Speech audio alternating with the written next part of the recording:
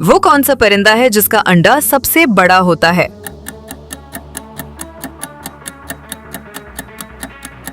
सही जवाब शुतुरमुर्ग। अगला सवाल, वो कौन सा परिंदा है जो उल्टा होकर भी उड़ सकता है?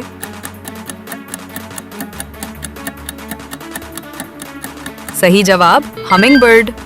अगला सवाल, वो कौन सा परिंदा है जो समंदर के ऊपर हजारों मील तक उड़ता रहता है?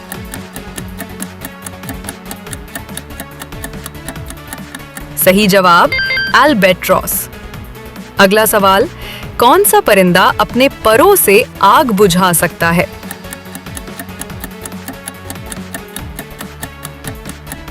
सही जवाब मोर।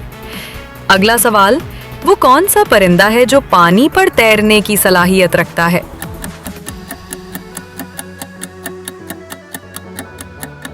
सही जवाब बतख।